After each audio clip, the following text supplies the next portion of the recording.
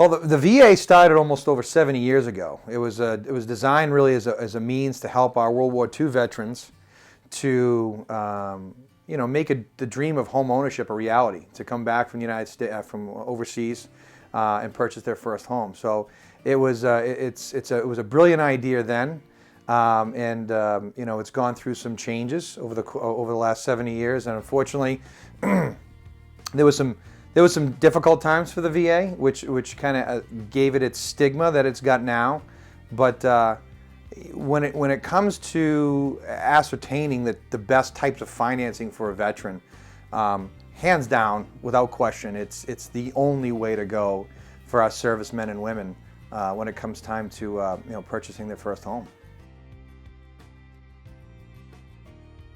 Primarily, the veteran needs to have met the service requirements of the VA, which right now we've been in a state of wartime since the first Persian Gulf in 1990. So we haven't yet entered into a designated peacetime, which if you look at the VA list, it will give you specific time frames that are designated as wartime and peacetime.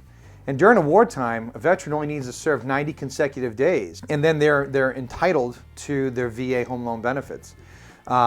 If we're not in a state of wartime, it's really 6 months. However, there is some ambiguity within the VA guidelines as far as consecutive service of 2 years.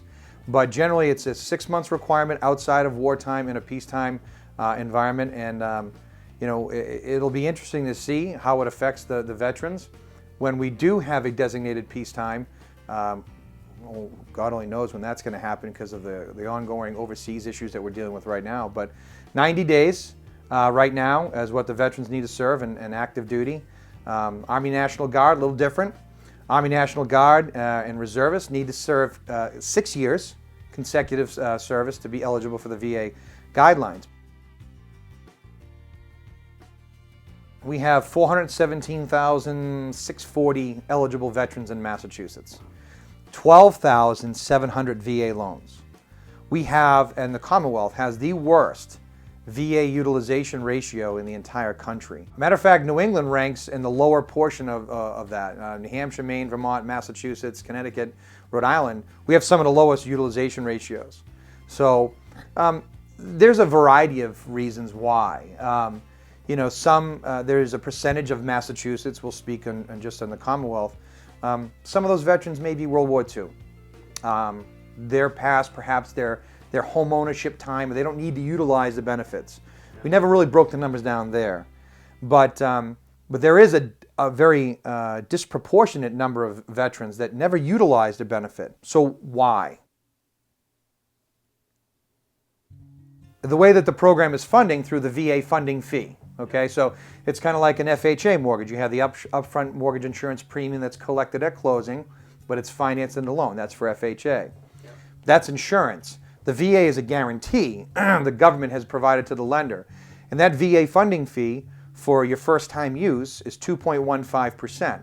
That's financed into the loan for the veteran quite often, 99% of the time. But if you're a veteran with a service-connected disability, the VA funding fee is waived. The funding fee is the means in which the Veterans Administration funds the program. The rates are always better.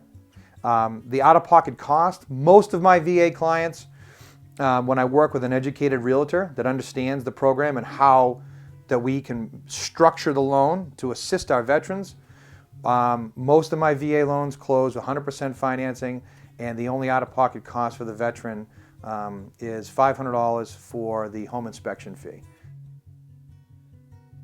The VA loan performs better than any other loan program in the United States. Better than conventional, better than FHA, better than USDA. It's got the lowest derogatory payment. It's got the lowest foreclosure rate. It's got the highest combined loan to value. It's the average, I think, in 2013, 89% of all VA loans originated was 100% financing.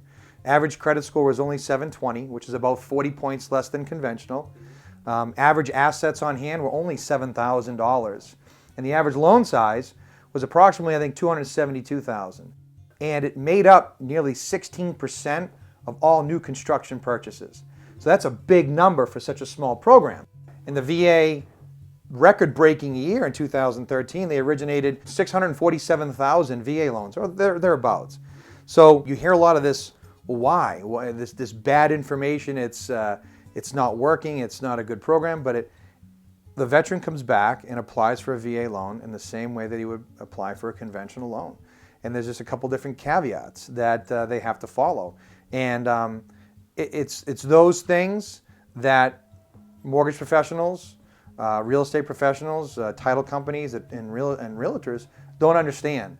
And so therefore I think that there is probably some inadvertent, and then there's probably some intentional steering of the veterans into different programs because of the lack of knowledge on the VA product. And so I think that we're doing a disservice to our veterans, not fully understanding what the program is designed to do, how it works, and the amazing benefits it provides for our veterans. I tell them, I says, listen, you need to understand that this program was designed for you to purchase a home. And when it comes time to buy it, I truly don't care if you get the loan through me or not.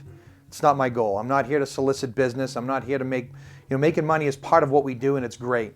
But my goal as a mortgage professional and as an originator and as an educator for our veteran community is to help them understand that they should be utilizing their benefit regardless of what lending institution that they go to, because it's designed for them, and it's to help them and their families get something after they've given so much to us. All of our veterans right now in the entire country are volunteers. Matter of fact, the last known veteran who was drafted just retired this week. 42 years is in the service. He was, I think he retired as a command sergeant major in Korea, and he served 42 years. But he's the last draftee, so they're all volunteers. Yeah. So we owe a lot more to them than they do to us. The government's got their hands tied a lot. The Department of Defense, the DOD, has the program called the TAP program. And the TAP program is designed for transitioning from active duty to civilian life, okay? There's so many benefits to the veterans that they have. They can, just ancillary benefits. They can walk into a Home Depot and get 10% off anytime they want because of their veteran status. But as part of the DOD TAP program, they primarily focus on educating the veteran is get yourself a degree if they don't already have one, all right?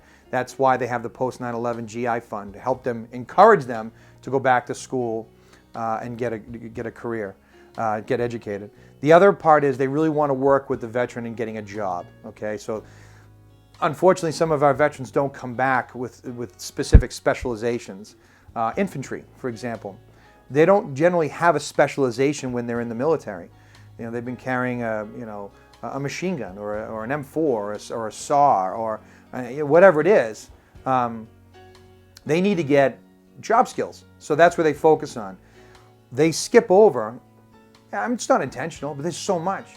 So our veterans come back and many of them don't even know the benefits that they have. Our Vietnam vets know very little.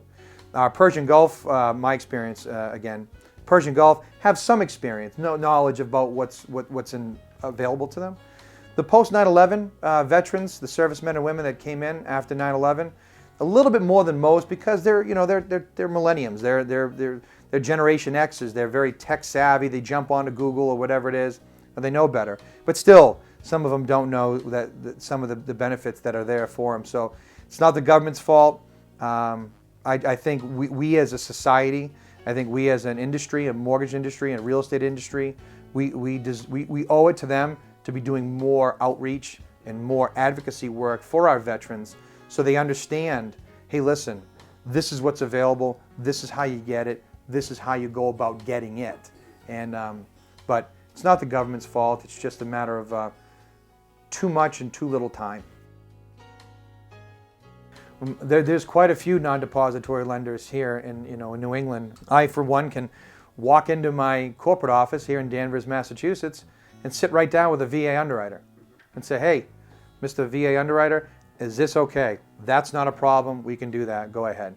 And when you have all the internet-based lenders advertising like crazy, and it is a very impersonal process. Yeah. It's fax me this, scan me that. You never meet in person, and I think we owe it more to our veterans to be meeting in person. Sure. and really taking them by the hand. I feel 100% The real estate profession that we're in is really one of the few jobs where you can actually give back to a veteran. You can actually take them by the hand and their family, you know, and pay them back for something that they've already given us. And I think that, to me, is the biggest joy, is when I, you know, get them into the home. And, you know, I had a Vietnam vet. He, real quick anecdotal story, Vietnam veteran, waited, he got out in 71, waited 40 years, 43 years to buy a house, because he never thought he was going to save up money for a down payment. So when I went to him and I said, you know, Mr. So-and-so, you don't need to wait. He goes, well, I didn't know that. He was a Vietnam guy. 100% disabled, Agent Orange, had colon cancer. And, you know, when we took him by the hand and walked him through, he came into my office almost every other week, you know. But that's what you're able to do as a local institution. And when he closed, he was crying at the table, because he was a 71 or so year old guy buying his first home with his wife, and he finally has a place to call his own because he didn't know how to do it. So embrace the VA loan. Don't be afraid of it. Just take it, run with it. It's a great product and it does wonderful things.